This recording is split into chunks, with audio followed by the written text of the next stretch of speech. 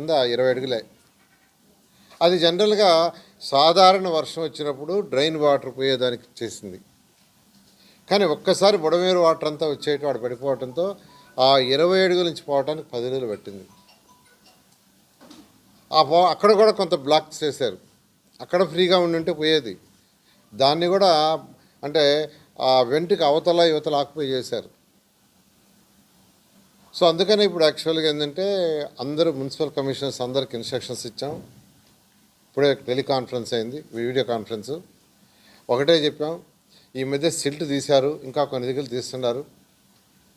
జనరల్గా bottle next ఉంటాయి, అంటే వాటర్ ఫ్లో అయ్యేటప్పుడు అక్కడక్కడ వెడల్పు తగ్గిపోయి వాటర్ ఫ్లోగా అవన్నీ యాక్చువల్గా బాటిల్ నెక్స్ క్లియర్ చేయమన్నాం. ఇంకోటి వాటర్ పోయి ఫైనల్గా ఎక్కడైతే కాలువలో కలుస్తుందో మెయిన్ కెనాల్స్లో, ఆ మెయిన్ కెనాల్స్కి వచ్చే దగ్గర బాటిల్ నెక్స్ ఉంటాయి, వాటిల్ని కూడా క్లియర్ చేయమని యాక్చువల్గా మున్సిపల్ అధికారులందరికీ, ఇంజనీర్లకు వాళ్ళందరికీ కూడా ఇన్స్ట్రక్షన్ ఇచ్చాం.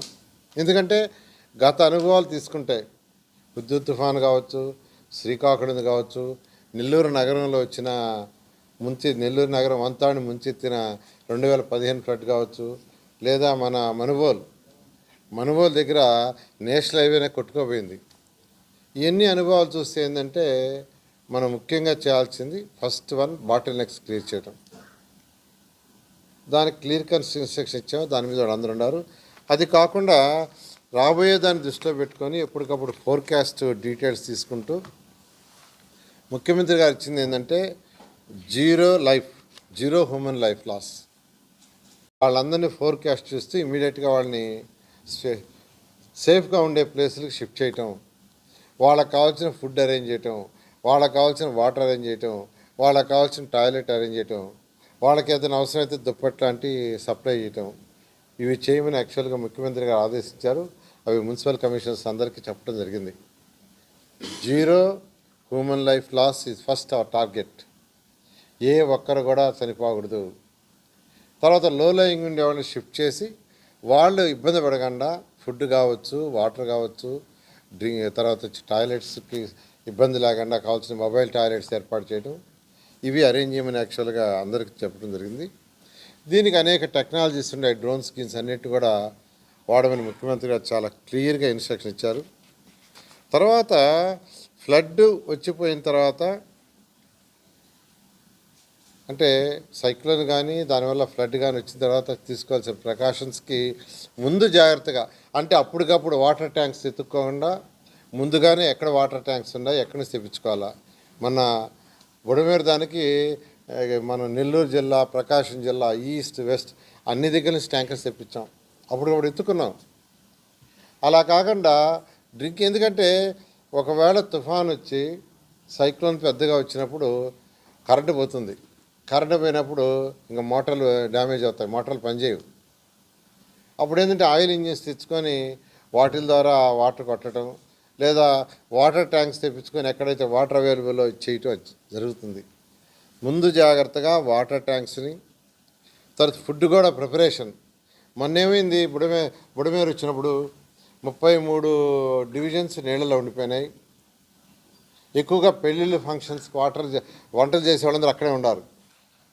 కాబట్టి విజయవాడలో వంటలు చేయాలన్నా వంటలు చేసేవాళ్ళు లేరు. ఇక నెల్లూరు, ప్రకాశం, ఈస్ట్ వెస్ట్ నుంచి తెప్పించాం. అట్లా ఈ ఫుడ్ కూడా సప్లై చేయడానికి ఏర్పాట్లు కూడా చేసుకోమన్నాం. వాటర్ ప్యాకెట్స్, మిల్క్ ప్యాకెట్స్ ఇలాంటివన్నీ కూడా ముందు జాగ్రత్తగా అరేంజ్ చేసుకొని మాట్లాడబెట్టుకోమన్నాం. ఇంకోటి మ్యాన్ పవర్. మొన్న బుడమేరు వచ్చినప్పుడు 7,000 మంది ఎంప్లాయీస్ మున్సిపాలిటీ వాళ్ళని రాష్ట్రంలోని అన్ని మున్సిపాలిటీస్ పిలిపించాం. అక్కడ ఒక 3,000 ఉన్నారు. అటువంటిది కూడా ఇతర మున్సిపాలిటీస్తో మాట్లాడుకోవడం, వేరే దగ్గర నుంచి విద్యుత్ తుఫాను వచ్చినప్పుడైతే చెన్నై నుంచి కూడా పిలిపించారు, హైదరాబాద్ నుంచి కూడా పిలిపించాం. ఇటువంటి ఏర్పాట్లు కూడా చూసుకోమని యాక్చువల్గా వాళ్ళందరికీ ఈరోజు ఇన్స్ట్రక్షన్ ఇవ్వడం జరిగింది. అవసరమైన ట్రాక్టర్లు కావచ్చు, జేసీబీలు కావచ్చు, ప్రొక్లైన్లు కావచ్చు. చెట్లు గిట్లు పడిపోతే తుఫాను వచ్చినప్పుడు ఫస్ట్ జరగబోయే చెట్లు పడిపోతాయి, అవన్నీ క్లీన్ చేయాలి. క్లీన్ చేయాలంటే ఫస్ట్ ఇమీడియట్గా ప్రొక్లైన్లు, జేసీబీలు, ట్రాక్టర్లు ఉండాలి. అదైన తర్వాత శానిటేషన్. అంటే తుఫాను వచ్చిపోయిన తర్వాత ఇమ్మీడియట్గా రెక్టిఫై చేయాల్సింది శానిటేషన్. శానిటేషన్ కానీ సరిగా చేయకుండా ఉంటే జబ్బులు వస్తాయి. మనం తీసుకోండి 10 రోజులు కంప్లీట్గా 33 వార్డులు విజయవాడలో నీళ్ళలో ఉన్నాయి. 4 వార్డులు అయితే 19 రోజుల దాకా ఉన్నాయి. కానీ ఇంతంటే ఇంత కూడా ఇన్ఫెక్షన్స్ రాకుండా చేసాం. ఎక్కడ అసలు లేనే లేదు కదా, ఎవరికి డయారియా వచ్చింది ఎక్కడ లేదు. లేకుండా చేస్తుంటే హెల్త్ డిపార్ట్మెంటు పబ్లిక్ హెల్త్ ఇద్దరే కలిసి శానిటేషన్ విషయం స్పెషల్ డ్రైవ్ చేశారు. స్పెషల్ డ్రైవ్ చేయబట్టి అంటే ముందు జాగ్రత్తగా తీసుకోవటం వల్ల రాలేదు. అటువంటివి కూడా తీసుకోవాలని యాక్చువల్గా మున్సిపల్ కమిషనర్స్ అందరికీ ఆదేశించాం. వాళ్ళ